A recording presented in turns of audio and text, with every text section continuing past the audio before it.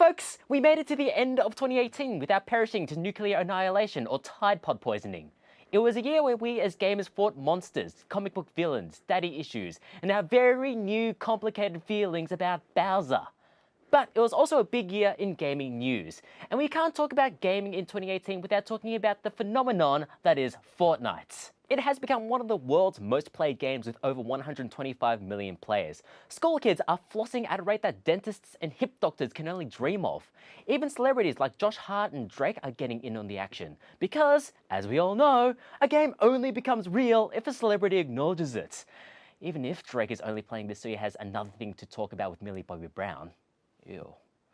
Fortnite's success is estimated to have earned its developer Epic Games a cool $2 billion this year. Epic could just as easily spend its days jumping out of the battle bus and into a tilted tower of money. And those are the only Fortnite references I know, please don't ask me for any more. But to Epic's credit, it is reinvesting some of this massive money. It is establishing a new studio right here in Melbourne. It is pumping $100 million into esports prize money. And though if Epic knew any better, it would dedicate at least 20 million of this to dance contests. It is even spreading some of this newfound wealth to its revamped Epic Games store. Developers who sell their games through Epic's storefront will earn 88% of the revenue, rather than the industry standard of 70%, which is a big deal in attracting developers and potentially breaking the Steam monopoly.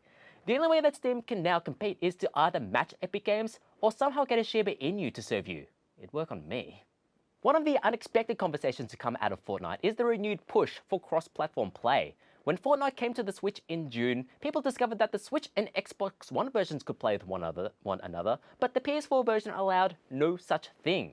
Even worse, if you created a Fortnite account on PS4, you couldn't use that account on any other platform. Sony, when we talk about console exclusives, we don't mean this. Sony didn't do itself any favors during this time either, doubling down with statements like PlayStation is the best place to play. Whilst Microsoft and Nintendo were gleefully playing together, Sony was the proverbial dude at the nightclub demanding the DJ put on his experimental jazz playlist. You just have to listen to the platforms that we're not playing, man. This is Beatnik clicking, I've just realized, nothing to do with jazz. Sony eventually relented and will next year open up cross-platform play for Fortnite and other titles to come. In its announcement, Sony said in the most salaryman tone ever, quote, "We have completed a thorough analysis of the business mechanics required to ensure that the PlayStation experience for our users remains intact today and in the future as we look to open up the platform."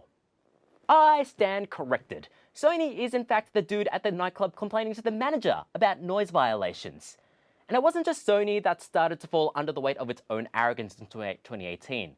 Bethesda was looking good out of E3 this year with Rage 2, a new Elder Scrolls game, and this new online-only Fallout 76. I'm sure that Bethesda will be able to design a new and interesting way to experience Fallout that will be enjoyed by gamers all over and... Oh. I guess 76 was a aspirational title. It didn't help that Bethesda kept stumbling with everything about this game. The collector's edition was advertised as featuring a canvas bag, but the final product came with a flimsy nylon bag instead, which is still better than a steelbook case. And then there was the glitch in the customer support system which allowed customers to view other customers' information and modify their support tickets.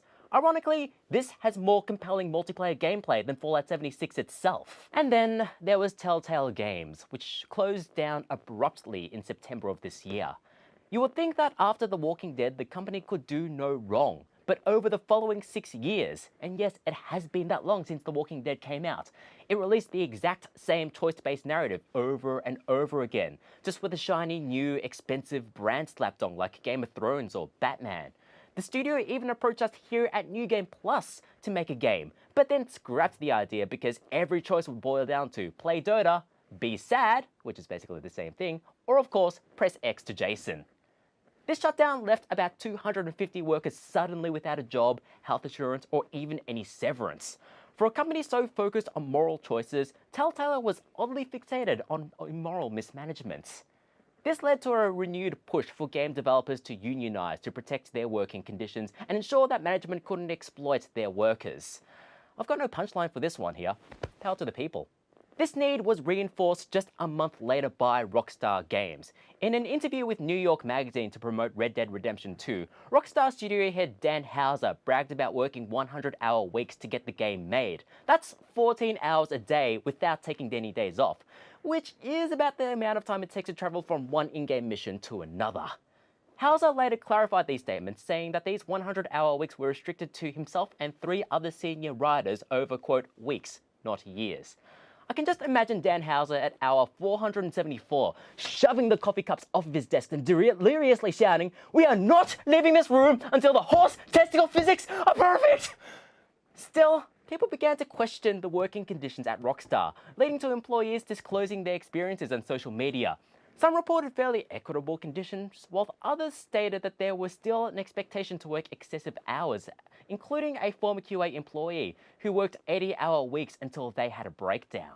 To Rockstar's credit, it has acknowledged the need to improve its working culture, and the developers that did work on the game will reportedly benefit from the company's profit-sharing arrangements. They can now buy all the pomade that they want.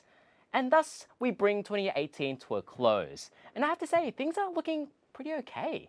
There have been some changes for the better in the gaming scene, from the theoretical with cross-play and working conditions to the actual positive movements with loot boxes, something I haven't had the chance to mention today but have talked at length about throughout the year.